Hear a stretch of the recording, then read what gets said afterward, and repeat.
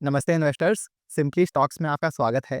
मैं कंटिन्यूअसली ही अच्छी micro cap या छोटी कंपनीज की तलाश में रहता हूं, जिनमें अपनी सेल्स तेजी से बढ़ाने का पोटेंशियल हो। मेरा अप्रोच ये रहता है कि मैं मल्टीपल माइक्रो कैप बिजनेसेस में आधा 1% का एलोकेशन देता हूं। फिर जिसके रिजल्ट्स आगे अच्छे आते रहते हैं, उनमें पोजीशन बिल्ड करता जाता हूं, और जिनके बेकार आते हैं उनको फिर निकालना पड़ता है। तो आज मैं आपके साथ 4 इंटरेस्टिंग माइक्रो कैप बिजनेसेस पर डिस्कशन करूंगा, जो हाल ही में मैंने अपनी वॉच लिस्ट में ऐड किए हैं। मैं इनको क्लोजली ट्रैक कर रहा हूँ। हम इनके बिजनेस मॉडल्स को स्टडी करेंगे और ये जानने की कोशिश करेंगे कि इनमें क्या खास हो रहा है। पर याद रहे, इनमें से कोई भी कंपनी किसी भी तरह से बाय या सेल रिकमेंडेशन नहीं है, इसका आप ध्यान रखना। और ये बहुत ही छोटी कंपनियां हैं, तो इनमें वॉलेटिलिटी और रिस्क भी ज़्यादा है, इसका भी आपको ध्यान रखना है। इसके साथ ही चलिए शुरू करते हैं। पहला माइक्रो कैप बिजनेस जो हम स्टडी करेंगे वो है टेम्बो ग्लोबल इंडस्ट्रीज। टेम्बो ग्लोबल अब तक लो मार्जिन टेक्सटाइल्स के बिजनेस में रहा है, पर अब ये engineering products, defence, solar sectors में एंटर कर रहे हैं। आप देखेंगे कि Q1 में, मतलब कि अप्रैल से जून के महीनों में, इनकी 61% सेल्स टेक्सटाइल से आई हैं और बाकी 39% हिस्सा इंजीनियरिंग प्रोडक्ट्स डिवीजन का रहा है। अपने टेक्सटाइल्स बिजनेस में ये फैब्रिक्स और फाइबर्स और यार्न, मतलब रेशो और धागों की प्रोसेसिंग करके उन्हें आगे ब्रांड्स, रिटेलर्स, चेन स्टोर्स वगैरह को सप्लाई करते हैं। इंजीनियरिंग प्रोडक्ट्स की बात करें तो इस बिजनेस में ये शिप बिल्डिंग, इंडस्ट्रियल मशीनरी, बड़ी गाड़ियों और रिफाइनरीज वगैरह में इस्तेमाल होने वाले ऐसे क्लैम्प्स बनाते हैं। इनके पास इन इंजीनियरिंग प्रोडक्ट्स की 15,000 मेट्रिक टन की मैन्युफैक्चरिंग कैपेसिटी है। इसके अलावा आप इधर नीचे देखेंगे तो ये 60,000 मेट्रिक टन कैपेसिटी के साथ ERW पाइप्स और 30,000 मेट्रिक टन कैपेसिटी के साथ स्ट्रट चैनल्स, इन दो प्रोडक्ट सेगमेंट्स में एंटर कर रहे हैं। ERW पाइप्स आपके ऑयल एंड गैस और वाटर और सीवेज मैनेजमेंट में इस्तेमाल होते हैं। स्ट्रट चैनल्स का इस्तेमाल कंस्ट्रक्शन, इलेक्ट्रिकल और प्लम्बिंग वर्क्स में रहता है। इनकी ये कैपेसिटी इस Q2 में, माने कि ये जुलाई से सितंबर के महीनों में शुरू हो जाएगी। इससे इनकी कुल मैन्युफैक्चरिंग कैपेसिटी 15,000 मेट्रिक टन से 90,000 मेट्रिक टन बढ़कर सीधा अब 1,05,000 मेट्रिक टन हो जाएगी। टेक्सटाइल्स और इंजीनियरिंग प्रोडक्ट्स के अलावा टेम्बो EPC सर्विसेज भी देता है, जिसमें ये ऐसे फ्यूल फार्म और मेरीन जेटीज के कंस्ट्रक्शन का काम करते हैं। फ्यूल फार्म को आप शिप्स और एरोप्लेन्स वगैरह के लिए ऑयल पंप की तरह समझ सकते हो। मेरीन जेटी पे शिप्स और बोट्स आके रुकती हैं, तो टेम्बो ऐसे EPC प्रोडक्ट्स भी लेता है। तो ये भी इनके इंजीनियरिंग सॉल्यूशंस सेगमेंट का ही हिस्सा है। अब अगर मैं इस स्क्रीनशॉट के जरिए आपको समराइज करूं, तो टेम्बो ग्लोबल इन दो बिजनेसेस में है अभी फिलहाल, इंजीनियरिंग सॉल्यूशंस और टेक्सटाइल्स। और आगे ये सोलर और डिफेंस मैन्युफैक्चरिंग में एंटर कर रहे होंगे। अभी इनकी 60% सेल्स टेक्सटाइल से आती हैं, बाकी 40% इंजीनियरिंग प्रोडक्ट से। पर इनका अनुमान है कि अगले साल इनकी 60% सेल्स इंजीनियरिंग डिवीजन से आएंगी, 10% टेक्सटाइल से आएंगी और बाकी 20% हिस्सा डिफेंस और 10% सोलर पावर का रहेगा। और इधर ही आप देख पा रहे होंगे कि इनके टेक्सटाइल सेगमेंट में एबिट मार्जिन बस 2.1% है, और जबकि इंजीनियरिंग सॉल्यूशंस में 17.6%। तो जैसे जैसे ये लो मार्जिन से हाई मार्जिन बिजनेस ट्रांजिशन होगा, हमें बॉटम लाइन या नेट प्रॉफिट में भी अच्छा खासा एक्सपेंशन देखने को मिलेगा। इनके हाल ही के रिजल्ट्स देखें तो Q1 में इनकी सेल्स पिछले साल से 93% बढ़कर या लगभग डबल होकर 248 करोड़ रुपए हो गई हैं, और बॉटम लाइन में तो 253% की जबरदस्त ग्रोथ आई है। इनका मुनाफा पिछले साल 5.4 करोड़ से बढ़कर इस साल 19 करोड़ हो गया है। साथ में आपको मार्जिन एक्सपेंशन भी होता हुआ दिखेगा। एबिटा मार्जिन 6.5% से 11.4% और पैट मार्जिन 4.2% से 7.7% हो गई है। टेम्बो ग्लोबल के मैनेजमेंट ने इस साल 1100 करोड़ रुपए सेल्स का टारगेट दिया है, जबकि पिछले साल से 48 से 50% की सेल्स ग्रोथ बनती है। अगर इस पे हम 7.7% प्रॉफिट मार्जिन लेके चलें, जो इनकी Q1 में रही है, तो ये इस साल लगभग 85 करोड़ रुपए के आसपास की बॉटम लाइन कर ले जाएंगे। तो इस साल के अंदाजन मुनाफे पर टेम्बो का 1 ईयर फॉरवर्ड PE बस 10 निकल कर आता है। आगे इनकी ERW पाइप्स और स्ट्रट चैनल्स की कैपेसिटी भी आ रही है। तो ये एक इंटरेस्टिंग अंडर वैल्यूड बिजनेस लग रहा है मुझे। आप इसे खुद से स्टडी कर सकते हैं। अगला बिजनेस जो हम स्टडी करेंगे वो है कृषिवल फूड्स। कृषिवल एक FMCG कंपनी है और ये पैकेज्ड ड्राई फ्रूट्स बेचने के बिजनेस में है। इसके अलावा इन्होंने पिछले साल सितंबर में मेल्टन मेलो नाम की एक आइसक्रीम कंपनी में 53% की मेजॉरिटी स्टेक खरीदी थी। तो ये इनके दो बिजनेस सेगमेंट्स हो गए, पैकेज्ड ड्राई फ्रूट्स और आइसक्रीम। इनके Q1 रिजल्ट्स अच्छे रहे हैं। आप प्रेस रिलीज के इस स्क्रीनशॉट में देखेंगे कि इनकी सेल्स पिछले साल से 70% लगभग बढ़ी हैं और नेट प्रॉफिट में 30% की ग्रोथ आई है। इस क्वार्टर कृषि बल ने 4.4 करोड़ का मुनाफा कमाया है। इनकी जियोग्राफिकल प्रेजेंस और रीच की बात करें तो इनका ड्राई फ्रूट्स का बिजनेस टायर 2 और टायर 3 के छोटे शहरों में ज़्यादा है। इसके अलावा मेल्ट एंड मेलो आइसक्रीम ब्रांड की महाराष्ट्र, कर्नाटका, गोवा और तेलंगाना में प्रेजेंस है। और फिर इन्होंने हाल ही में गोवा और महाराष्ट्र के पास अपनी ड्राई फ्रूट्स की दुकानें भी खोली हैं। ये अपने products Amazon, Flipkart, Blinkit, Zepto वगैरह से भी बेचते हैं और ये एक्सपोर्ट्स में सिंगापुर मार्केट भी टारगेट कर रहे हैं। कृषि वल ड्राई फ्रूट्स में थोड़ा प्रीमियम मार्केट को केटर करता है और आइसक्रीम बिजनेस में ये अंडर पेनिट्रेटेड मार्केट्स में एक्सपैंड कर रहे हैं, माने कि ऐसे रीजन्स या लोकेलिटीज जहां अन्य ब्रांड्स नहीं है या कम है। तो मोटा मोटी कृषि वल अभी पूरा डिस्ट्रीब्यूशन का गेम खेल रहा है। अभी भारत में पैकेज्ड ड्राई फ्रूट मार्केट या कहने को D2C सेगमेंट में काफ़ी अच्छी ग्रोथ आ रही है। जैसे आपने फार्मले, नटराज या हैप्पिलो ब्रांड्स के ड्राई फ्रूट्स शायद खाए हों। ड्राई फ्रूट्स में है क्या कि आपने देखा होगा कि ज़्यादातर ड्राई फ्रूट्स खुले में बिकते हैं और कई ग्रेड्स आते हैं, अलग-अलग वैराइटीज़ के होते हैं। तो जब खुले में बिकते हैं और महँगे भी होते हैं, ऐसे में कस्टमर के एंड पर ट्रस्ट इश्यूज़ रहते हैं और फिर इतनी वैराइटीज़ की वजह से कन्फ्यूजन भी होती है। पर ब्रांड्स पर लोगों को भरोसा रहता है। इसलिए ये पैकेज्ड सेगमेंट अच्छा कर रहा है। सब कंपनियां एक तरफ अच्छी क्वालिटी के ड्राई फ्रूट्स सोर्स करने पर काम कर रही हैं और दूसरी तरफ अपना डिस्ट्रीब्यूशन बढ़ा रही हैं ताकि और सेल्स आए। ऐसे ही डेयरी में वैल्यू एडेड प्रोडक्ट्स का सेगमेंट जिसमें आपके आइसक्रीम्स वगैरह आते हैं, इसमें भी काफ़ी अच्छी ग्रोथ आ रही है। ये मार्केट कुछ 13.5% रेट से ग्रो कर रहा है। अब वैल्यूएशन की बात करें तो कृषि वल का मार्केट कैप 900 करोड़ रुपए है।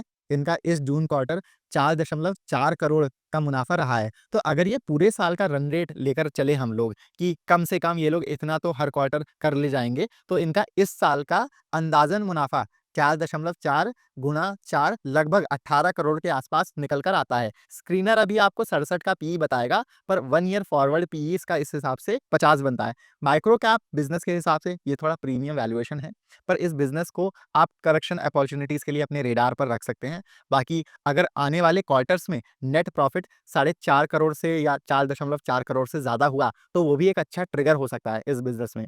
मुझे कृषि वल इसीलिए ज़्यादा पसंद आया क्योंकि इनका बेस छोटा है। तो अगर इनका मैनेजमेंट अच्छे से डिस्ट्रीब्यूशन को एग्जीक्यूट कर ले गया, तो 2-3 साल के पीरियड में ये प्रीमियम वैल्यूएशन इतना मैटर नहीं करेगा। अब अगर आपकी इसमें रुचि आ रही है, तो रिस्क इसमें आपको क्या देखना है कि कंपनी कॉन्फ्रेंस कॉल्स नहीं करती है इन्वेस्टर्स के साथ, तो इतनी जानकारी नहीं है कि बिज़नेस किस दिशा में जा रहा है। और फिर डिस्ट्रीब्यूशन लेड बिज़नेस है, तो कभी भी स्लो डाउन आ सकता है। अब देखिए, ये बिज़नेसेस अभी अच्छे लग रहे हैं क्योंकि रिजल्ट्स अच्छे आए हैं, पर 3 महीने बाद या 6 महीने बाद अच्छे रहेंगे कि नहीं, इसकी कोई गारंटी नहीं है।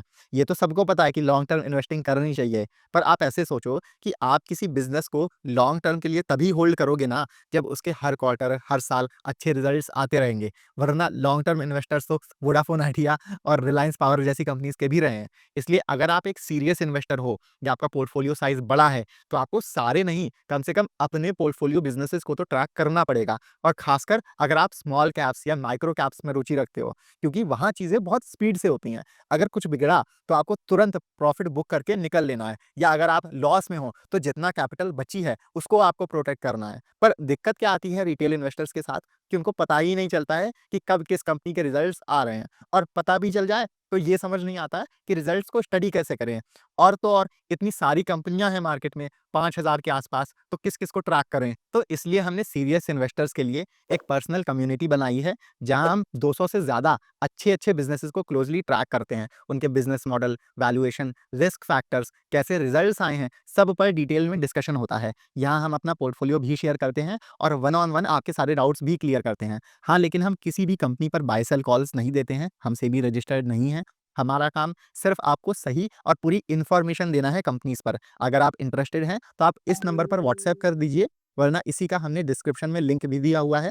आप उस लिंक से हमें मैसेज करके ये कम्युनिटी जॉइन कर सकते हैं। और याद रहे, ये एक पेड कम्युनिटी है, जिसकी महीने की फ़ीस बस ₹850 है। मतलब आपको बस ₹850 में हर महीने इतने सारे अच्छे-अच्छे बिज़नेसेस पता चलते रहेंगे। इसमें 2 प्लान्स हैं, ₹6000 का 6 महीने के लिए और ₹10,000 का साल भर के लिए। 6 महीने वाले प्लान में आपका महीने का रेट ₹1000 पड़ेगा और साल भर वाले में आपको मंथली रेट बस ₹850 पड़ेगा। अगर आप इंटरेस्टेड हैं, तो आप नीचे दिए हुए लिंक से हमें कॉन्टैक्ट करके ये कम्युनिटी जॉइन कर सकते हैं। वापस से अपने डिस्कशन पर आते हैं। तीसरा बिज़नेस जो हम स्टडी करेंगे वो है फ़ेज़ 3। फेज 3 टेक्सटाइल कंपनी है और ये लो मार्जिन और मीडियम रेंज के पायदान, पर्दे, किचन में इस्तेमाल होने वाले कपड़े, ब्लैंकेट्स और थ्रोज मैन्युफैक्चर करके उन्हें एक्सपोर्ट करने के बिजनेस में है। इनकी लगभग 55% सेल्स यूएसए से आती हैं, तो ट्रंप के भारत पर 50% टैरिफ्स इनके लिए रिस्क है। पर अगर आप पढ़ पा रहे होंगे, इसमें बहुत छोटा-छोटा लिखा हुआ है। ये मैंने स्क्रीनशॉट इनकी इन्वेस्टर प्रेजेंटेशन से लिया है। फेज 3 के जो ज्यादातर प्रोडक्ट्स हैं, वो यूएसए में $8 से $25 पर पीस, मतलब कि लगभग 650 से 2000 रुपए की रेंज में बिकते हैं। ये वहाँ के लिए कोई बहुत बड़ा अमाउंट नहीं है और इनके कस्टमर्स तो जिस रेट पे इनसे लेते हैं, उसका 3 से 4 गुना दाम पर आगे यूएसए के नागरिकों को बेचते हैं। इसलिए 20% टैरिफ पर भी रिटेल प्राइस बस 5 से 7% बढ़ेगा और 50% टैरिफ्स पर 15% रेट बढ़ेगा। तो मैनेजमेंट का मानना है कि टैरिफ्स का इनके बिजनेस पर कोई बहुत बड़ा असर नहीं पड़ेगा। टैरिफ्स के होते हुए भी मैनेजमेंट का अनुमान है कि ये अगले 2 साल 22 से 25% के रेट से अपनी सेल्स बढ़ाते ले जाएंगे। ये पिछले 2-3 साल से अपनी मैन्युफैक्चरिंग कैपेसिटी भी बढ़ाते आए हैं। अभी भी इनका अपने पानीपत के प्लांट में कॉटन टेक्सटाइल्स डिवीजन के लिए केपेक्स चल रहा है। मोटा-मोटी अलग-अलग प्रोडक्ट सेगमेंट्स में ये 45 से 50% के आसपास कैपेसिटी यूटिलाइजेशन पर चल रहे हैं। माने कि यहाँ से कंपनी बिना कोई इन्वेस्टमेंट किए आसानी से अपनी सेल्स बढ़ा सकती है। इनके इस क्वार्टर नंबर्स काफ़ी अच्छे रहे हैं। इनकी सेल्स 42% बढ़ी हैं और नेट प्रॉफिट में तो काफ़ी अच्छी 76% की ग्रोथ देखने को मिली है। नेट प्रॉफिट मार्जिन 4.8% से बढ़कर 5.9% हो गई है। प्रॉफिट ग्रोथ सेल्स ग्रोथ से ज़्यादा रही है। तो हम ये कह सकते हैं कि बिज़नेस को अच्छा ऑपरेटिंग लेवरेज भी मिला है और मैनेजमेंट कह रहा है कि आगे भी ऐसे इन्हें ऑपरेटिंग लेवरेज का फ़ायदा मिलता रहेगा। इनका हर साल 22 से 25% ग्रो करके अगले 4 सालों में अपनी सेल्स डबल करने का टारगेट है। पर टैरिफ्स की अनसर्टेनिटी की वजह से फेज़ 3 पिछले 1 महीने में 30% करेक्ट हो चुका है। ये बिज़नेस अभी 25 के पीई पर ट्रेड कर रहा है। इसमें मेरा नज़रिया यहाँ पर ये है कि फंडामेंटली स्ट्रॉन्ग बिज़नेसेस जो डेट फ्री हैं या जिनमें कम डेट है और जिनके पास बैलेंस शीट पर अच्छा खासा कैश बैलेंस है, वो बिज़नेसेस ये टैरिफ्स की अनसर्टेनिटी पार कर ले जाएँगे। तो फेज़ 3 इन सब पॉइंट्स को चेक करता है और एक और बात जो मुझे फेज़ 3 में अच्छी लगती है, आप ये शेयर होल्डिंग पैटर्न में देखेंगे कि इनके प्रमोटर्स लगातार बिज़नेस में अपनी शेयर होल्डिंग बढ़ाते आए हैं। वो काफ़ी कॉन्फिडेंट है अपने बिज़नेस को लेकर और अगर आप नीचे देखेंगे, तो इधर आपको आशीष कचोलिया का भी नाम दिखेगा। उनकी इसमें 5.4% होल्डिंग है। तो फेज़ 3 भी एक अच्छा माइक्रो कैप बिज़नेस है, जिसे आप अपनी वॉच लिस्ट पर रख सकते हैं। फंडामेंटल्स अच्छे हैं, ग्रोथ भी अच्छी है और अनसर्टेनिटी की वजह से वैल्यूएशन भी अच्छा चल रहा है। चौथा और आखिरी बिज़नेस जो हम स्टडी करेंगे वो है uni health hospitals. Uni health Africa के युगांडा में 120 बेड्स और नाइजीरिया में 80 बेड्स कैपेसिटी के 2 हॉस्पिटल्स चलाता है। इसके अलावा इनकी दवाओं, मेडिकल कंज्यूमेबल्स जैसे कि सिरिंजेस, ग्लव्स वगैरह के डिस्ट्रीब्यूशन से भी थोड़ी बहुत सेल्स आती हैं। पिछले साल युगांडा का इनके टोटल रेवेन्यूज़ में 75% कंट्रीब्यूशन रहा है, इंडिया का 16% और नाइजीरिया का बस 7.7%। नाइजीरिया का कंट्रीब्यूशन ज़्यादा रहता था, पर वहाँ की करेंसी का डिवैल्यूएशन हुआ है। उसका आगे भी कुछ होना नहीं है और ये धीरे-धीरे वहाँ से एग्ज़िट भी ले रहे होंगे। तो हम ये कह सकते हैं कि यूनी हेल्थ का जो मेन बिज़नेस है, वो अभी युगांडा के 120 बेड्स कैपेसिटी वाले हॉस्पिटल से चल रहा है। तो यहाँ प्लस पॉइंट क्या है कि इनका बेस बहुत छोटा है और ये तेज़ी से एक्सपैंड कर रहे हैं। ये इस साल कुल 350 बेड्स के 3 नए हॉस्पिटल्स स्टार्ट कर रहे होंगे।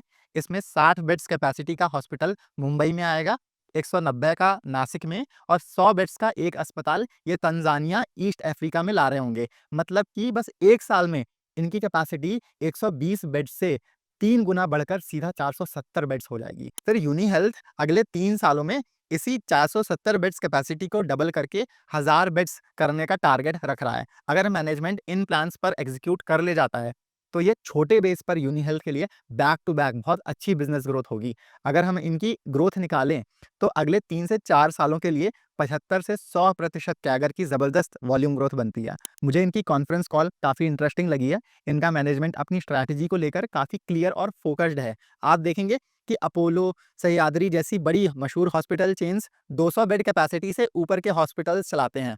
उनके अस्पताल बड़े होते हैं। वहाँ डॉक्टर के नाम से ज़्यादा लोग ब्रांड पर भरोसा करके जाते हैं। पर इनका 50 से 175 बेड्स की रेंज में छोटे हॉस्पिटल्स खोलने का टारगेट है, जहाँ ये पेशेंट को थोड़ा पर्सनल टच के साथ ट्रीटमेंट और केयर दे रहे होंगे। ये आपको बड़ी हॉस्पिटल चेन्स में नहीं मिलेगा। तो ये इनका एक बड़ा यूएसपी रहेगा। तो यूनी हेल्थ मुझे छोटे बेस पर एक काफ़ी हाई ग्रोथ मॉडल लग रहा है। इसे आप खुद से स्टडी कर सकते हैं। ये अभी बस 16 के 17 के पीई पर ट्रेड कर रहा है। रिस्क्स इसमें क्या देखने हैं कि आपको कि एक तो ये एसएमई है, तो सिर्फ साल में 2 बार ही इनके रिजल्ट्स आते हैं, मार्च में और सितंबर में। बाकी कंपनी बहुत ही छोटी है। आप इधर देखेंगे तो मार्केट कैप बस 250 करोड़ रुपए है। तो अगर चीज़ें बिगड़ी या रिजल्ट्स खराब आए तो इसमें लिक्विडिटी की प्रॉब्लम आ सकती है। अब आप मुझे कमेंट्स में बताओ कि आप किस माइक्रो कैप या पेनी बिज़नेस पर सबसे ज़्यादा बुलिश हो? हमें भी नए बिज़नेसेस पता चलेंगे। अगर कोई अच्छा हुआ तो आगे हम उसको अपने चैनल पर कवर भी कर सकते हैं। साथ में अगर आपको ये वीडियो पसंद आया है तो इसे लाइक ज़रूर करिएगा। ऐसी वीडियोज़ बनाने में काफ़ी मेहनत लगती है, टाइम जाता है। आप सपोर्ट करोगे तो हमें और मोटिवेशन मिलेगी। साथ में आप हमारे चैनल सिंपली स्टॉक्स को भी सब्सक्राइब कर सकते हैं। मिलते हैं अगले वीडियो में। Happy investing.